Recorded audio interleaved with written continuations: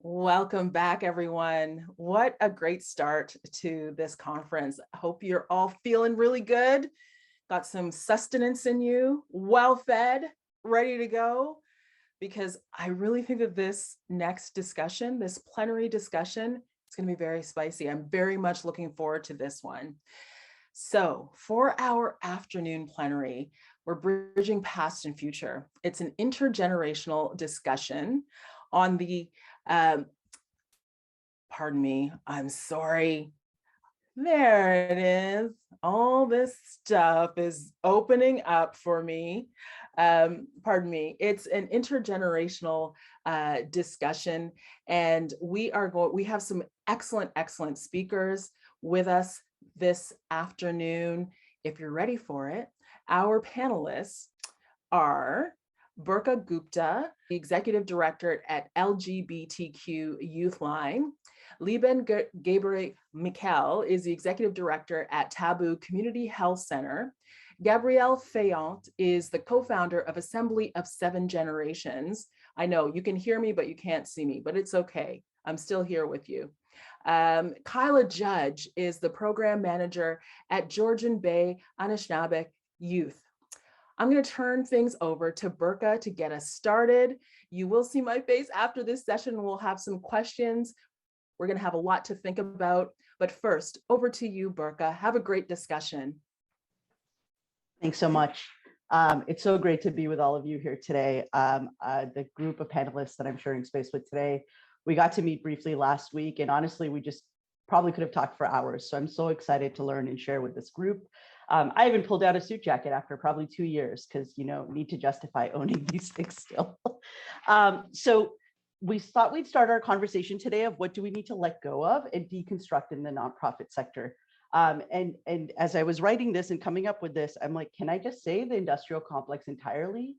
I know that's too broad. And so really, we just need to let go of all of it, as much of it as possible. But the things that come to mind for me, just to get us started, is the biggest piece is that the work that we do in our spaces, and it's still very hard for me to consider it a sector, because I do work as community and I do work for my community in a space where I am in community with people. I do this work because I care about the people I do it with. And it's weird because as I grow as an organization, I now run an organization with about 15 people. I recognize that I am part of a sector, and I recognize that there are things that come into play that I have to be a part of. But it's really hard to come together with all of those pieces because this is always about the care work. And the minute it starts feeling like you get to a certain level, it also feels like I have to play the funding game. And sustainability always connects to the funding game. So the biggest piece that I think we need to let go of to get us started is just all the ways we do funding, all the ways nonprofits actually get funded, the ways that we talk about proving ourselves, please stop asking me to tell you why there's a need in my community, how I can prove my need is more than another person's need. We talk about collaboration, but then at the same time, it feels like we're competing and it feels hard to not be in competition. And for some of us who are not interested in that, that means either I don't get funds or I need to be a part of this game. In the last 18 months, it's never become clearer that most of our work is about community and care and showing up for each other. And in this time, funders are still expecting budgets from me. They're still expecting accountability and reports. And I know that's not across the board. There's been lots of care and things happening, but it shows to just how funding models are broken. That funding models can expect us to submit grants during Pride Month, during other times, with 30-day notices, but then turn around and say, sorry, it's going to take us 5 more months to tell us if you have money. And then be like, but now you still have to do it by March 31st, so just make it happen.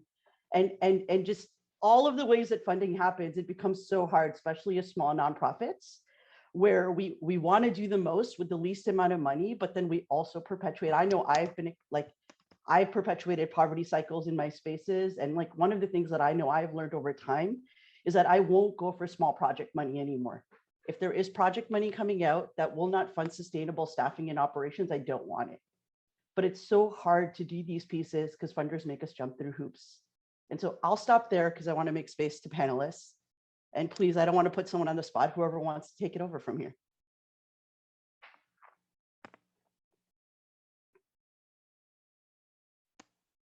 I know you all have amazing things to say and add. Let me just continue the conversation if that's okay. Thank you, Berka, for starting us ahead, and very true to what you have mentioned about the challenges that we face around going after funding to do the work that we love to do and to meet the needs of our communities out there, but the challenges that we face.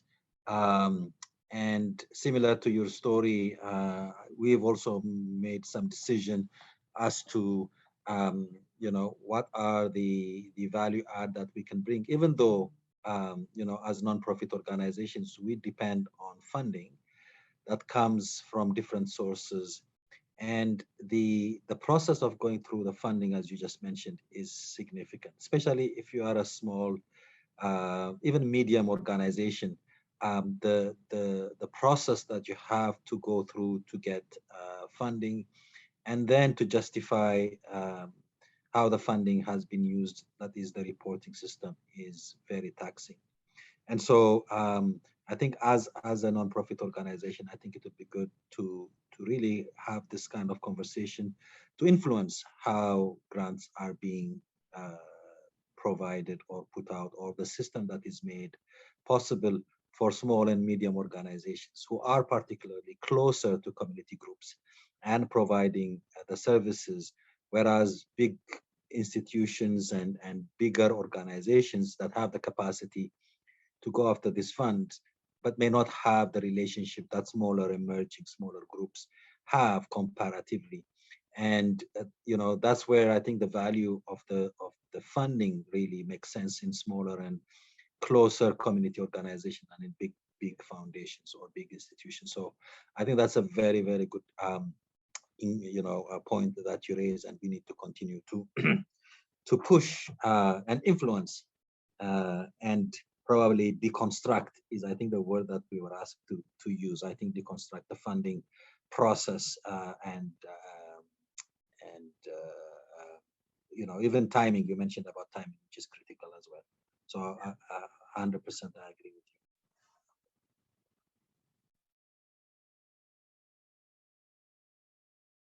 Over to my colleagues.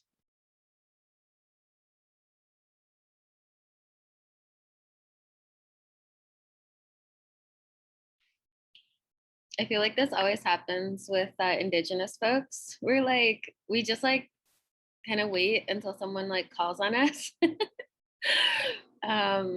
So I don't know. Do you want to go first, Kyla? Take it away. Okay.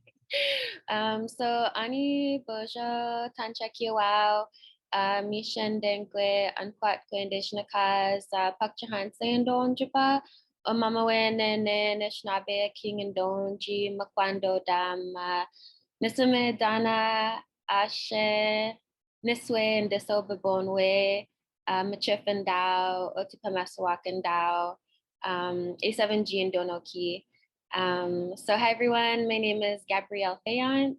I'm originally from Alberta. My family comes from Fishing Lake Métis settlement.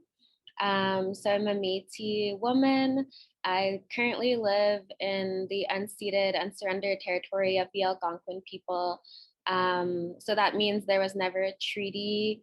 The land was never bought or sold or won in any kind of war. It was simply just occupied by settlers, and it remains occupied. And so I'm one of the co-founders and a helper with Assembly of Seven Generations, also known as A7G. And I just wanted to, yeah. Pamela, yes, these are Indie City earrings. I don't work for Indie City, but some people might think I do. I'm always rocking their bling and supporting them. They're an Indigenous business, some really awesome women in Calgary. So go check them out. But going back to A7G, A7G, we're just like this real grassroots Indigenous youth organization. We don't have any core funding. Like we barely have an office at this point. Our lease is up here in December, and we're just like scrambling to find new space. And it's just been such a wild ride. And there's so much conversation about Indigenous youth are the future and reconciliation and, you know, whatever it is, from federal government and provincial government and just Canadians in general. But we don't see that support. You know, we're constantly having to carry the burden of colonization, and the impacts of the violence of colonization are on our own shoulders. Most of the work that I do is as a volunteer. I don't have a full-time salary, a part-time salary, anything like that to do the work that I do. No one at A7G does, unfortunately, but we're on 24/7 doing this really hard work, supporting Indigenous youth and, you know, making sure they're alive and they're thriving.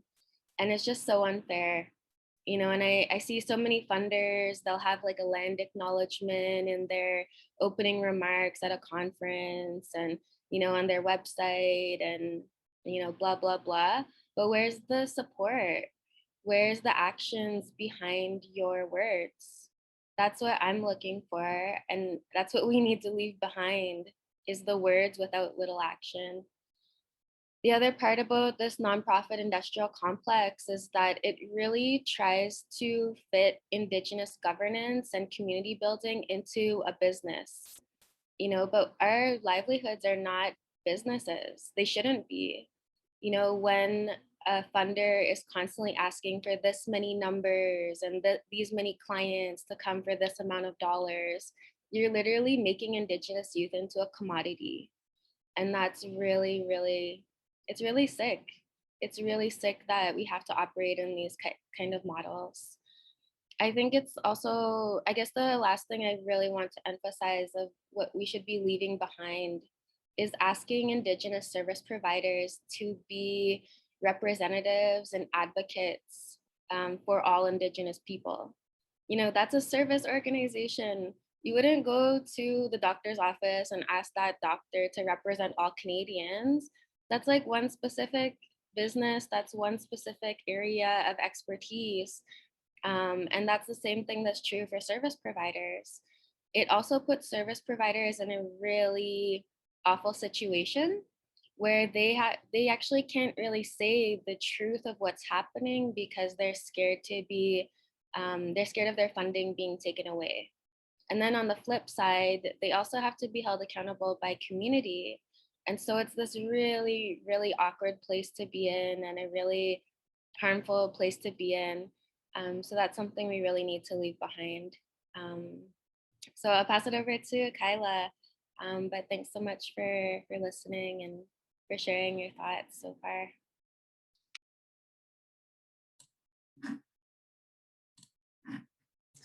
Miigwech, Ani Bojo, Joshua Bunokwe, Indigenous cause, meanwhile Kyla and Do Joganashi knows win. Webjishi and Dodem, Chuanaga and Donjaba, Nishanabe, Kwe and Dow, Nish to Nashinawan, Non and Nabon, Don and Sab Bongus, Georgian Bay Nishnabig Youth, meanwhile Georgian Bay, Manadogami Biosphere, and Donji and Noki. So I'm going to translate my introduction from Nishnabé Mwin, the Ojibwe language, to English. So my English name is Kyla. My Anishinaabe name is Joshkuabanokwe, which loosely translates to Blue Dawn. I'm from Shawanaga First Nation, and I'm part of the Martin clan. I identify as Anishinaabe using she and her pronouns. I am 25 years old, and I work with the Georgian Bay Anishinaabe youth in the Georgian Bay Minnetonka Biosphere. So just to sort of touch a little bit on what Burka had initially said about some of our work, is that as our group, the Georgian Bay Anishinaabe Youth, we are an Indigenous youth-led grassroots initiative.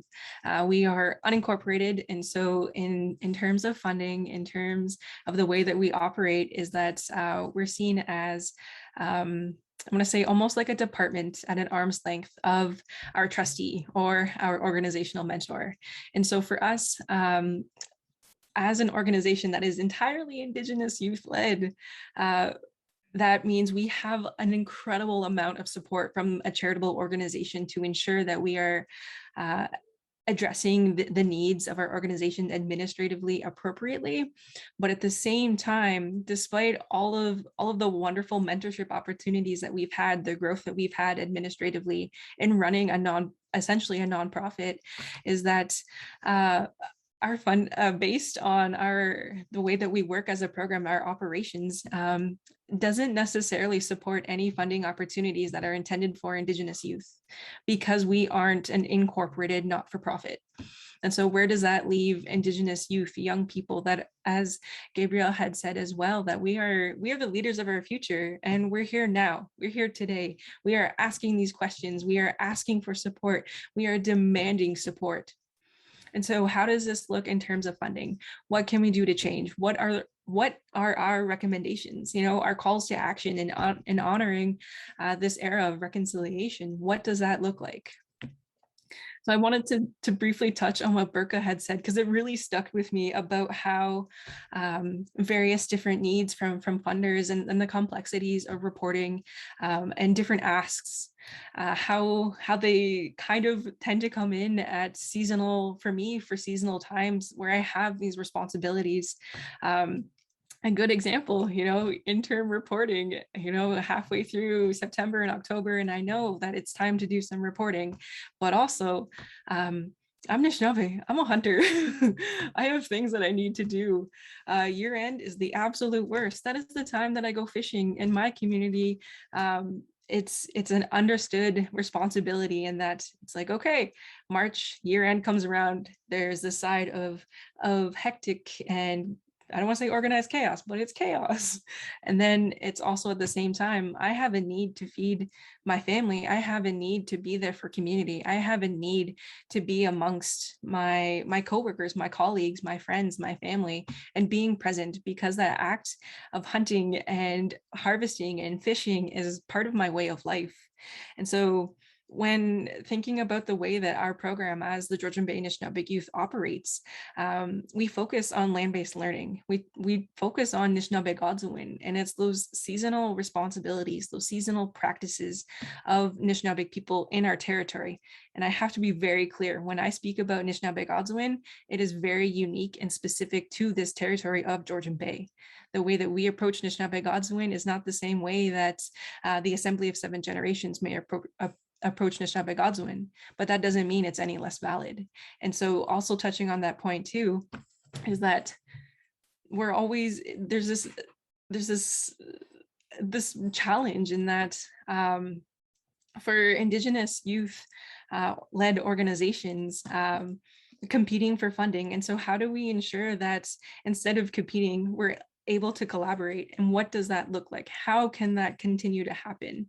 Because for our experiences as young people, and I'm sure this is a shared reality as well, that often when you're in a position for a position of administrative leadership in an organization, there is an unspoken and unheard inherent role that you take on, and that is ensuring that you are caring for the people that you serve.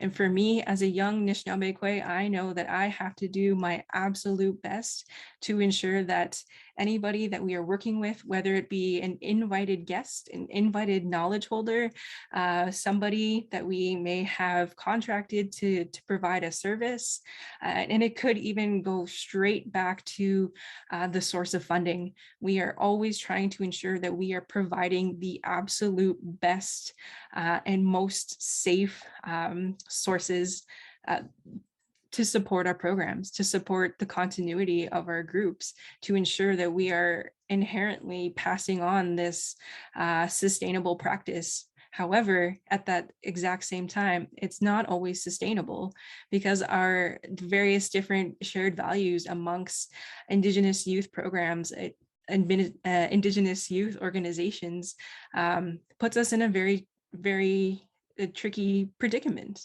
in all honesty. And for many of us, it's It's a reality that stems from colonization. It stems from intergenerational trauma. It stems from the acts of genocide. And so how do we navigate that? How do we continue? What does that look like for us, where we try to reimagine a future where our inherent values and beliefs as Anishinaabe, as Indigenous youth, that are reflected in our administrative and leadership roles?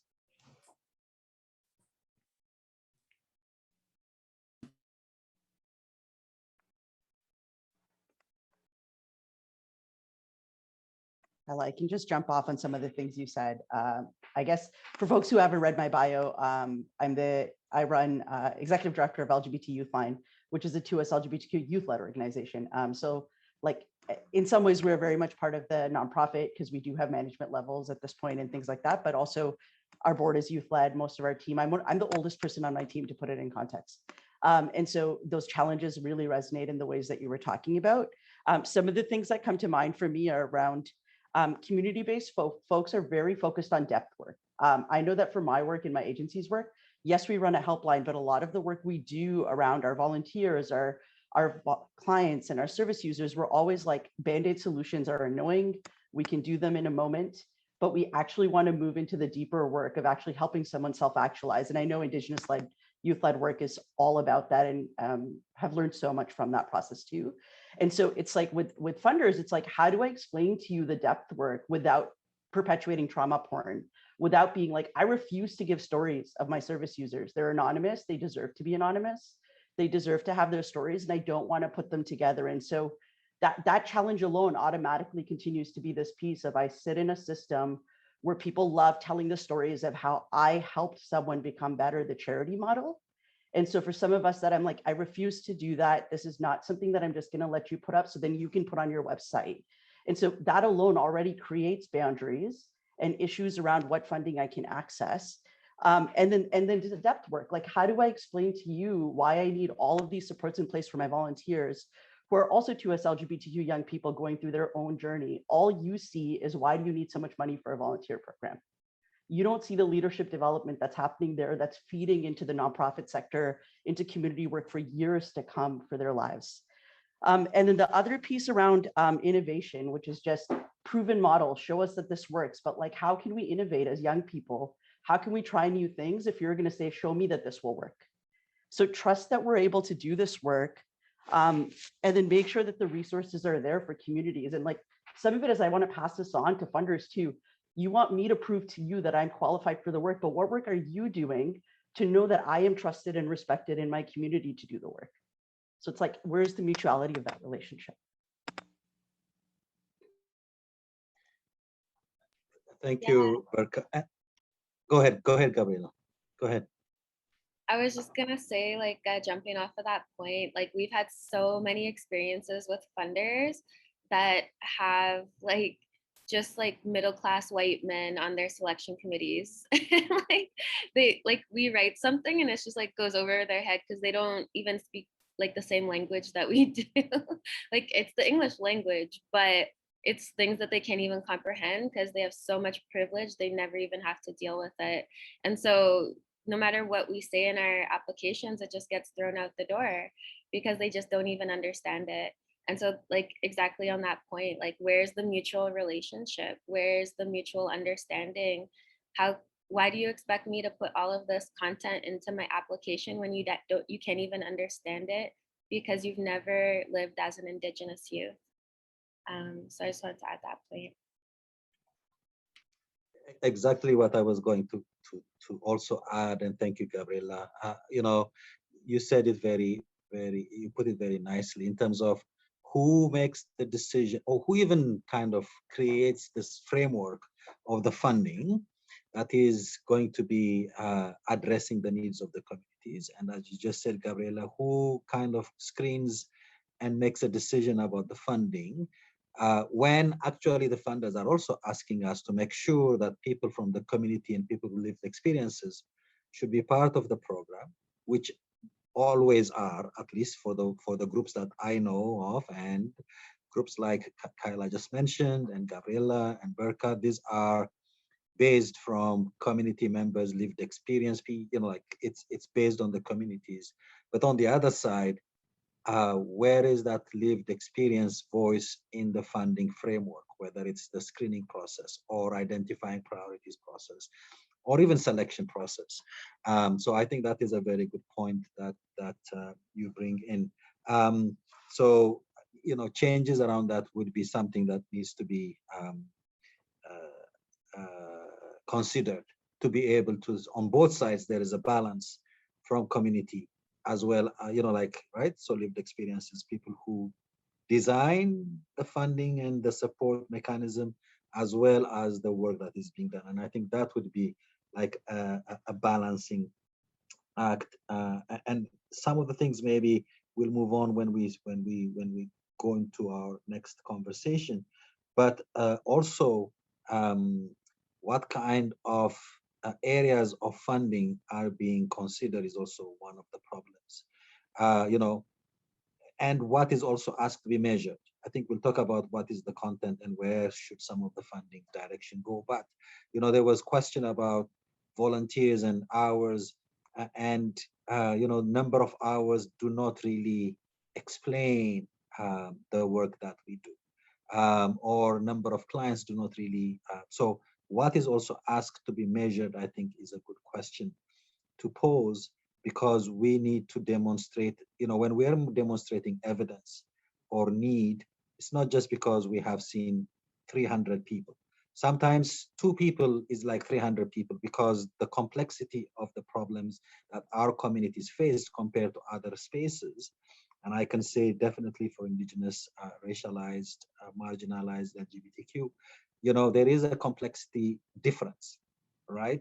An organization can serve 100 youth or 100 seniors, but with some groups, that could be the amount of work you would do with 3 or 4 people, because of the complexity, the in-depth challenges that certain communities face. And that is also not balanced. So if you're just measuring by number and you see, oh, Berka's group only seen 3 people, but Liban's group has seen 15 people, Berka is not doing well. May not be so. Maybe Berka is doing better than Liban's group because of the work that has gone into making sure that the lives of those 3 or 4 people have been transformed, changed, or made, or sustained. Even though there's not even improvement, but at least there has been sustained in that particular situation. So metrics and values of where that is should also be something that should be looked into and be determined by the communities themselves, and saying this is what value means and this is what the extent of work is for us.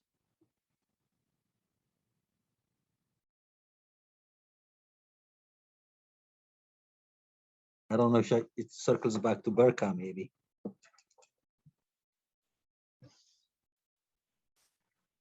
It feels pretty complete for me.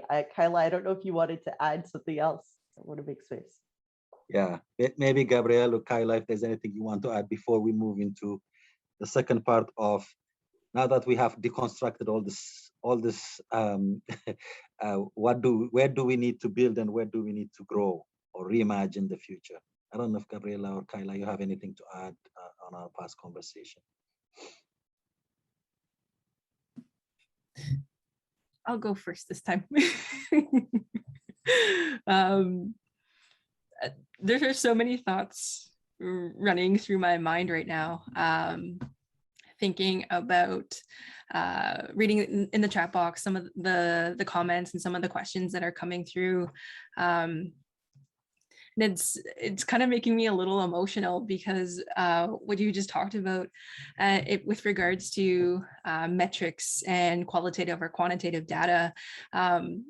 You can't see it right now, but over my desk, I have this giant poster, and it's sharing stories from our Birch Bark canoe build in 2019. And so kind of bridging our questions here about reimagining our futures, but also what do we need to unpack and what do we need to deconstruct? And some of the funding complexities that we've been trying to voice and trying to share our experiences with is that when we built our Wigwas Jima, our Birch Bark canoe in 2019, it was like, wow, we are doing this, like we have done this, like this is amazing. And for me as a Anishinaabeg, at that time, I think I was like 23 or 22, and to know that the work that we were doing was literally bringing back generations of wealth of knowledge that have been taken from my communities, from my families, from our people as Anishinaabe, as people of the water, as canoe builders, and that we were able to do it in like a month. Not to say it was easy. By no means was it easy. But how are we able to share the complex nature and the growth of those that we work with, those that we serve, when our experiences are so unique? And I really want to talk about this particularly because in order to reimagine a future where Anishinaabeg realities are at the forefront, are an option, it's not a secondary afterthought. How do we ensure that our realities are prioritized? How do we ensure that when we continue, or how we continue our work, are supporting our lived experiences? I know for myself, my lived experiences continue to drive and fuel my fire to do the work that I do. I know my experiences have provided so much insight into, program development, program delivery, so much so that leading Indigenous youth programs is one of the best options and safest options for young people to receive services, whether it be health services or cultural services, however you may see fit. Thinking about how complex our realities are and that they may be common and shared, they are still unique to each and every single one of us. And so going back to talking about our Wigwasjimonke, our birch bark canoe build in 2019, how could I ever write in a funding report that, we just learned like an intangible and tangible skills that we have lost and buried over the last several generations? Can a funder ever experience that? Can they feel the emotions that I'm putting into this report because this has been taken away from my family? Have they had that experience?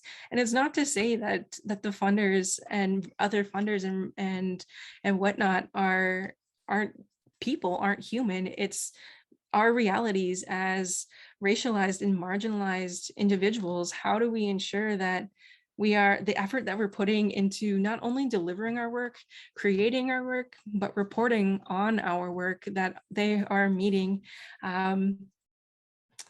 I don't want to say like empathetic or sympathetic eyes, but for people to have a connection. And for me, due to the pandemic, it was hard to try to invite funders to come and say, hey, come see the work, come see what we've done. Yeah, you know what? We built a birch bark canoe in 2019. Now watch us paddle it around Wissahickon First Nation because it floats. So how do we reimagine our futures like this? And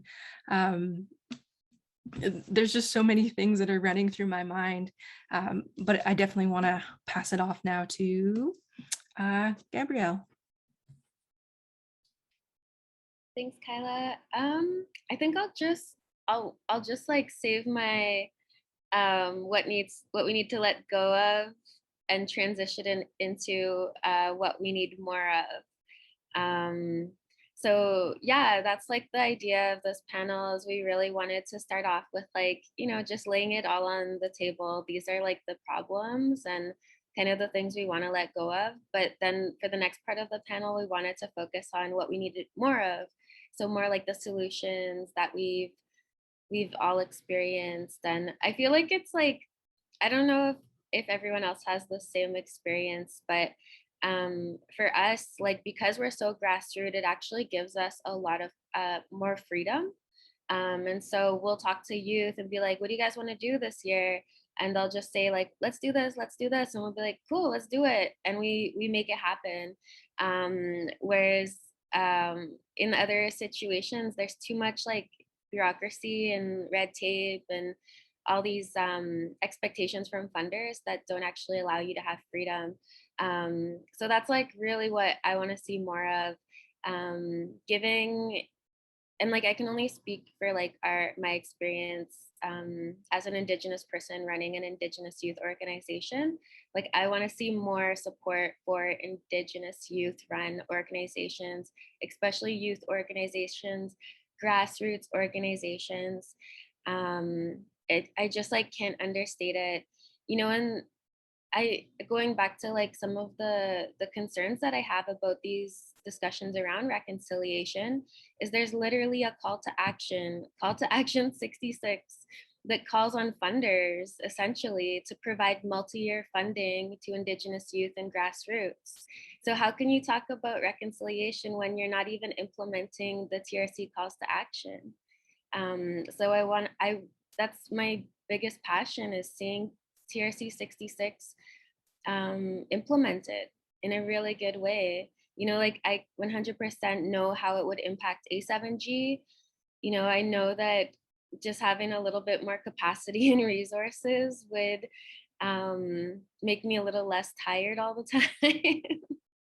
And you know, I'm sure Kyla too like has tons of ways she could see that helping, you know, her youth group too, and across the country really. I know that this discussion is more specific on Ontario, but this is issues that concern Indigenous youth across the entire country and even all Turtle Island.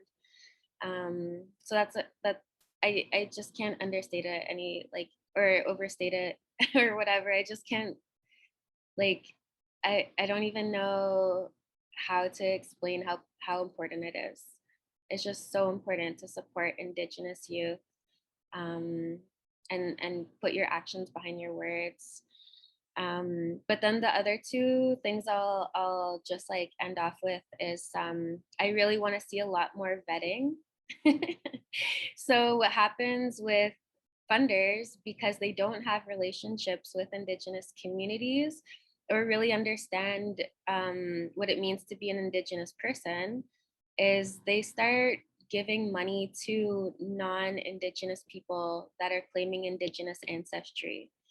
And so while it's important to welcome folks back to community and support folks that are trying to reconnect to their Indigenous cultures and families and communities, there are a lot of people that are claiming Indigenous identity fraudulently.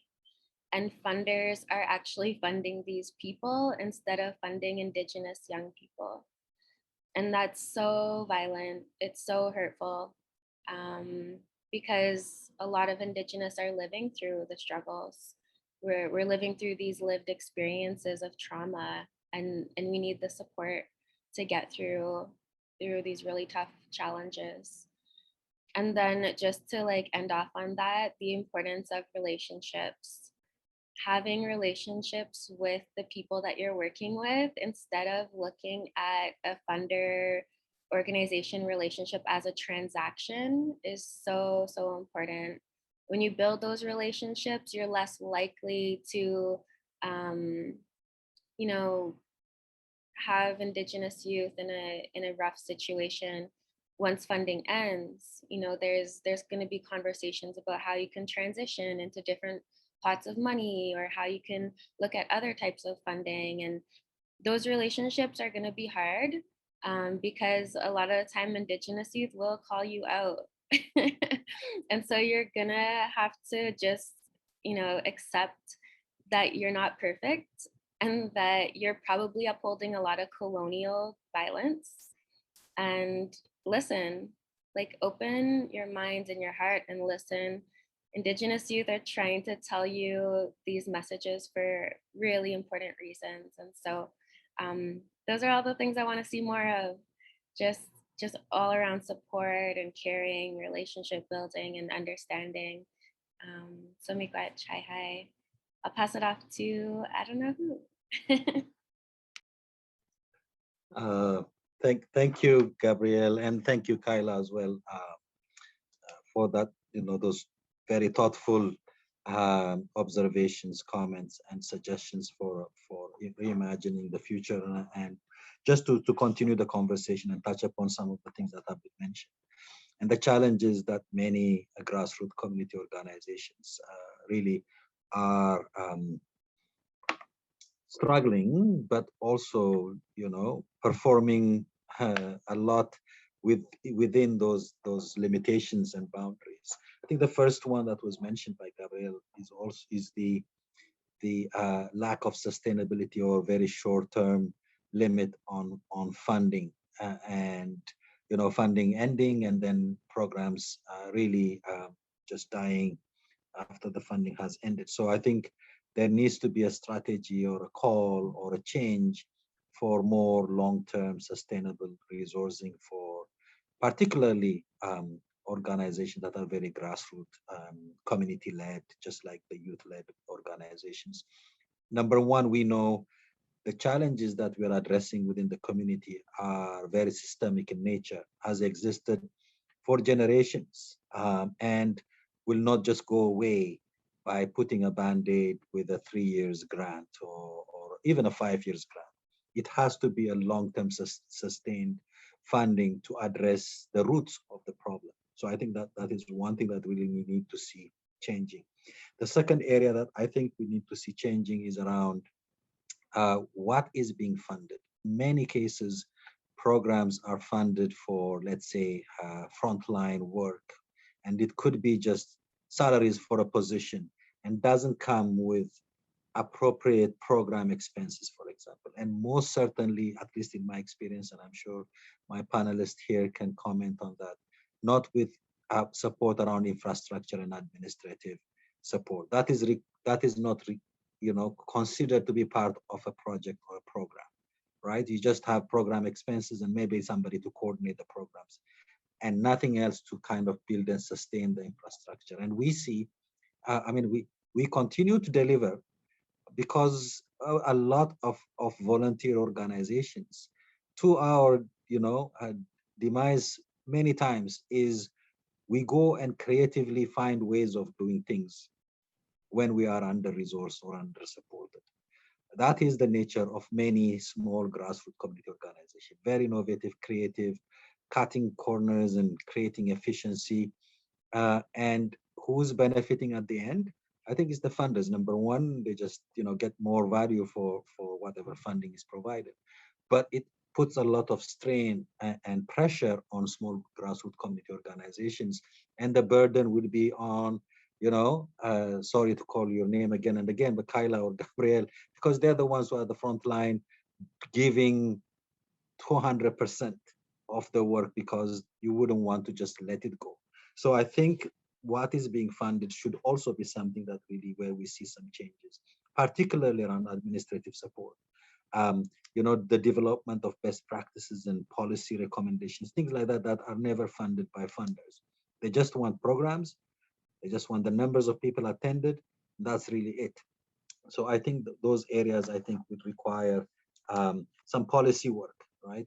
Even advocacy. We talk about advocacy. Most of the work that we do in the communities is around advocacy, but we really cannot formalize and organize that advocacy to go back to systems, whether it's funders, whether institutions. And there seems to be some restrictions on how much advocacy you can do with the funding that you receive, right? So that is also something that we really have to find ways of really making sure that the advocacy is not the organization that's receiving the funding. The advocacy is about the communities being served, and it is their voice that needs to go back to funders or institutions. So I think those are areas where really we can address the root causes and the systemic problems through best practice development, research, policy recommendation, and advocacy. So those areas where we need to focus. And lastly, I'll just mention this and I will pass it on to Berka, is there is also an opportunity for nonprofit organizations and small grassroots community organizations coming together, such as we are coming together today, and create that network of support where our voices can be really amplified.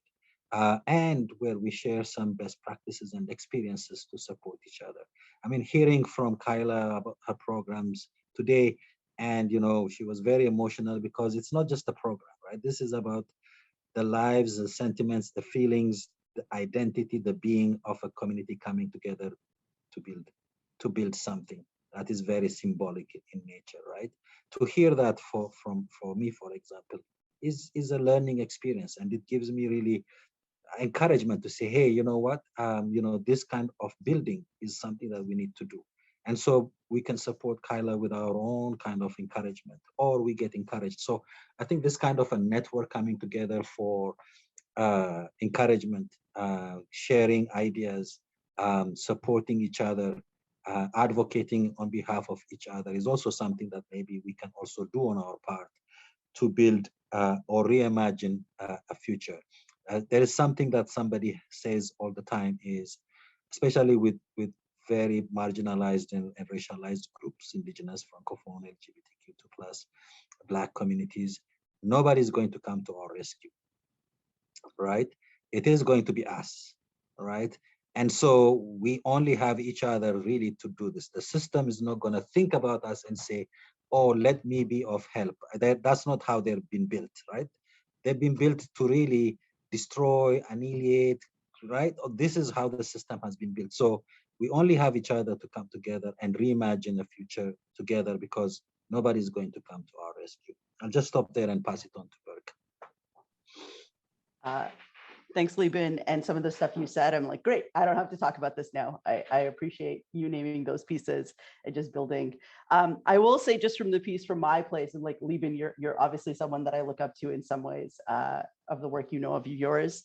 And one of the question prompts was around like older generations. And for me, it's like, I see the ways that like mentors and people have held me, and also young people have held me. And so like when I think of the question of centering and growing, I'm also just like, what do I need and what do we need as individuals? And so maybe I'll focus mostly on that. And so I can say that my agency is full of imposter syndrome and brilliant people who don't think they're brilliant, and don't know they're brilliant and don't know that it's shareable, myself included some days. Like when I was asked to be on this, I'm like, you want me? Okay, let's do this. But really just like confidence building and a reminder that if you're in this movement, like you have a value and you're like, there's things you're bringing to the table, and it doesn't mean that I don't understand the complexities, and I know most of us understand the complexities. I am continuously, for me, this becomes like a lifelong challenge of abolition versus reform, and knowing that while I'm in this system will continue to have its limitations. And I'm trying to do that work internally, but I know that my work as a nonprofit ED will not save my communities. And I know its limitations, and continuing to find that balance in terms of what I can do to support, whether it's a Band-Aid solution, but how can I push beyond that Band-Aid solution? And also how can I contribute to the communities on the ground? Because the work continues on the ground. And when I think of people older than me in the 70s, 80s, 90s organizing, that's the thing I look at. I'm like, these powerhouses are CEOs and EDs, but they were also on the ground. And even today, when stuff happens, I still see these leaders show up, and the city and listens. And I know for myself, I've struggled to figure out ways to do that. And maybe it's because the burnout is real or whatever, but how can I bring into that system and understand that complexity? Roles of mentors and consultants feel so important. Like sometimes it's hard to ask for that help. Whenever I've asked for help, I've gotten it. And it's come and it's given me so much grounding and support. So for folks who might be newer to the sector or space, like I always say, like, please reach out for help. You might not know who's willing to give it. And let's also build a culture of care to know that it's okay that you can hear a no from me if I don't have time. And that, like, if we can do that for each other, because often I'm also like, I know I'm like, I can't ask that person. I know they're already so overworked, right? But I know that there's so many people, if they ask me, I'd be like, yes, I will make time on Saturday to come talk to you.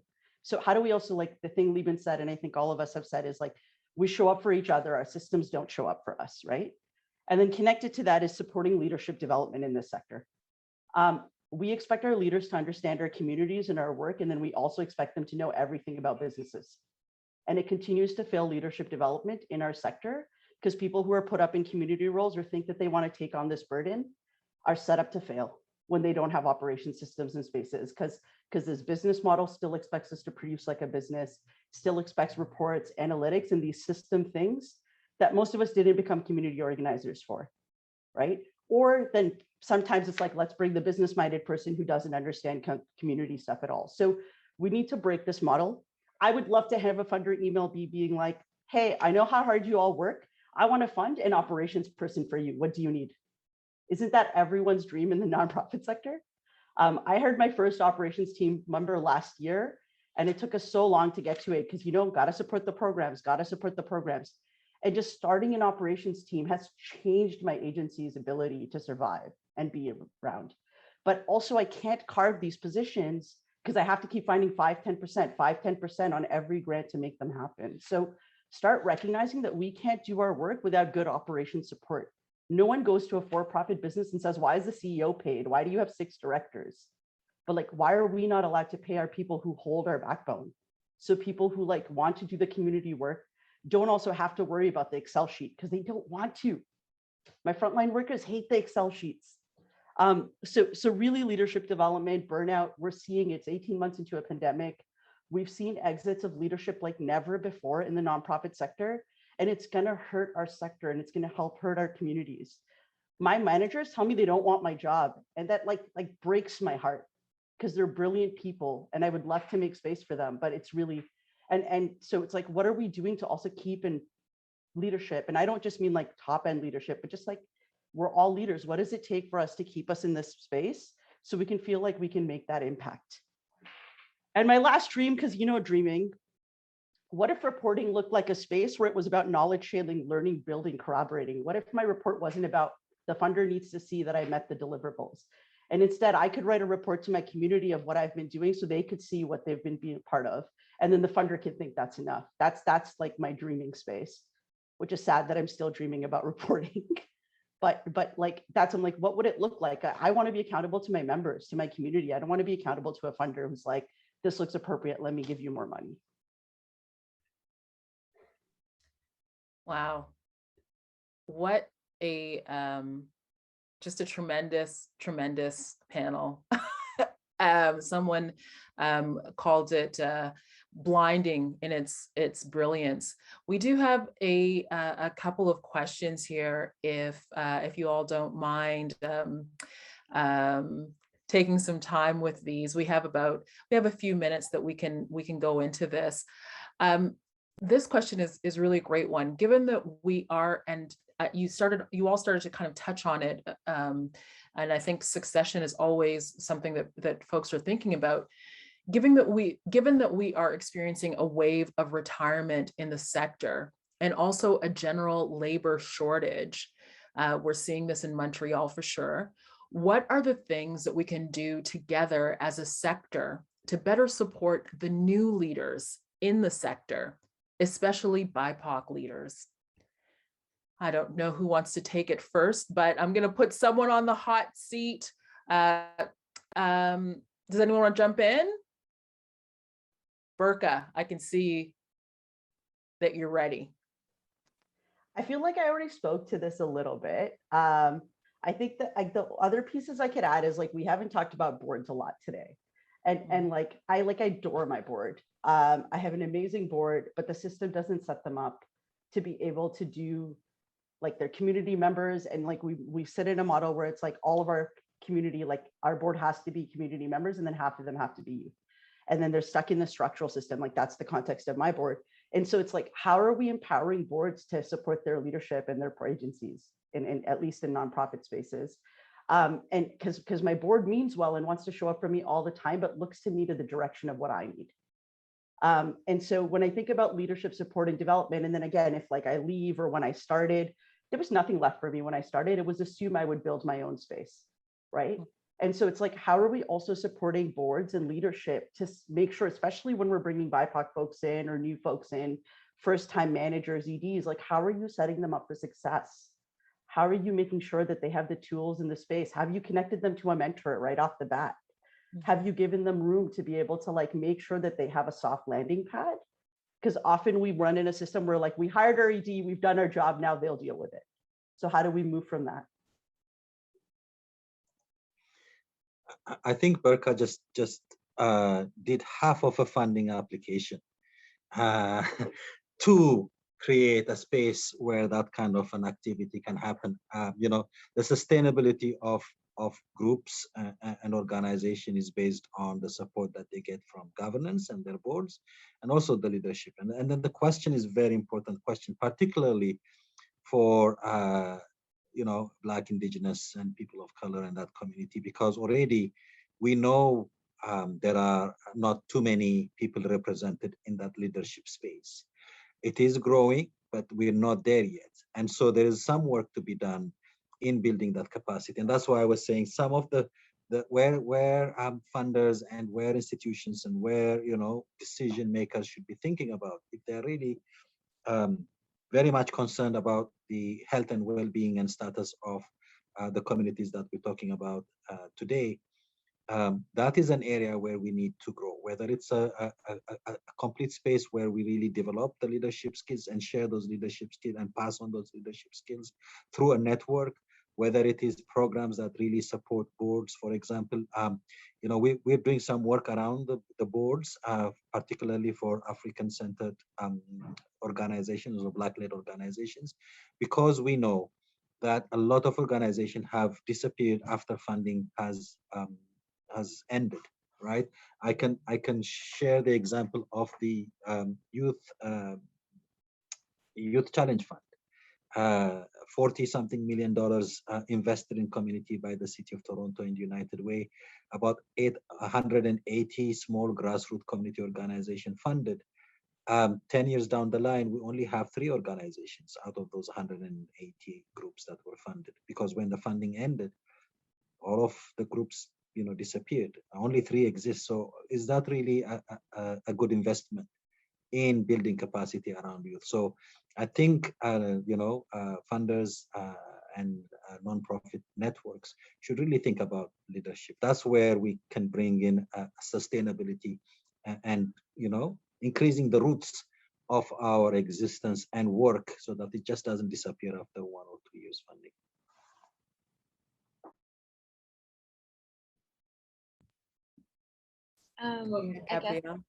I guess I'll just add really briefly. There's like this culture of passive aggressiveness that exists within nonprofits and government and funders. And so if you want new leadership and a welcoming environment for young leaders and leaders from different communities, you have to start getting rid of that passive aggressive culture. I really believe in nonviolent communication, and it's direct communication.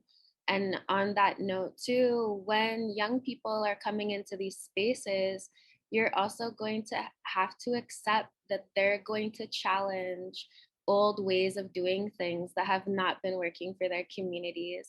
And so instead of like squashing them out or blacklisting them or ignoring them or trying to starve them out, just like I mentioned earlier, just listen, try to understand.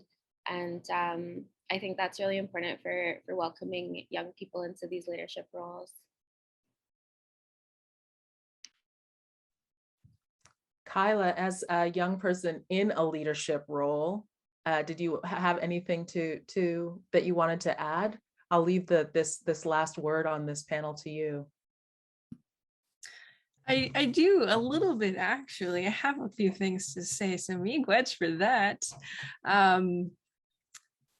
Yeah, so there's 2 thoughts, and the one thought that I think about is how my identity is so intricately and deeply connected to the work that I do with the Georgian Bay Anishinaabe youth.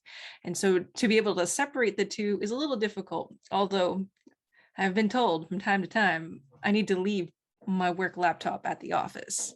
So, but I'm really thinking about how one of our common sort of approaches to the work that we do in terms of succession planning, leadership, shared leadership actually, is that we try to have a mentor, and this idea of that a mentor needs to be somebody older than you, somebody more experienced than you, is colonial. That needs to go out the window. You should just as equally have a mentor that is younger than you, that is willing to challenge you, and you have to be willing to hear that. Be open to those conversations, have those honest conversations. I know for me growing up, I didn't consider this a role. Like I didn't really think I was a mentor to some of my aunties, some of my friends, some of my now colleagues. But having these honest and hard conversations continuously about the work that we do, our impacts on our community, but also the behind the scenes, the real struggles, the real challenges. is how we ensure our communities are still continuously involved in our projects and our programming. Yes, I'll just absolutely. leave that. Thank you so much. And thank you so much to this panel. I mean, just the chats alone that were happening have been, it just shows how much you've ignited thinking and brilliant thought around all of these issues. So thank you so much to each and every one of you for taking the time today and being so thoughtful and so brilliant in the work that you do. What a great discussion. I'm going to let everyone go for a networking break right now. If you're missing all those conversations that happen around the coffee maker in the office, this is the time. Even though we're doing this virtually, this event platform provides many ways to connect to other attendees. So click on the networking tab on the left-hand side and reach out to chat to other folks joining here. And during this networking break, financial management leader Betty Ferreira from Good Casting will be available to chat. It's an AMA, ask her anything. So this is your chance. Just a reminder that this afternoon's sessions start in half an hour promptly at 3 p.m. Many amazing options this afternoon. There's policy conditions for a nonprofit care economy, our data, our missions, policies and platforms for nonprofits and government to leverage data for public benefit, and a session with our partner OP Trust, closing the gap, changing the face of retirement savings in the nonprofit sector. Now, as many of you know, ONN is currently focusing on decent work and racial justice and truth and reconciliation. Creating safer spaces for BIPOC workers in the sector is central to the phase of decent work. So between 5 and 6, we'll be hosting a special networking space for Black, Indigenous, and people of color. There will be 3 breakout spaces: wellness in the workplace, yes, leadership, mentorship. If you would like to join, please come back to this FeedLoop site and click on the session called BIPOC Networking Space in the Session tab. Remember that this is a BIPOC only space. And tonight, more workshops. There's 2, 7 to 8 p.m. One is reimagining governance, lessons from our learning tabs, and the other is creating your own climate action plan. Okay, that's it for plenaries for today. Tomorrow, we're going to start it all again promptly at 10 a.m. So plenty of time. There is a special coffee time chat at 8:30 a.m. if you're up early about changes in the insurance market that affect nonprofits. Yes, the closing, tomorrow afternoon's closing plenary at 4 p.m. Ontario's first poet laureate, Randall Adjei, is an exclusive presentation for nonprofit driven. You don't want to miss that. It's just been amazing to be with you today and listen to our incredible panel. Connect with them in any way that you can through that networking tab. Make sure that you do connect with them and give them your supports and appreciation for that incredible panel. Just a joy to have been with you today. I look forward to seeing you all tomorrow. Have a great afternoon.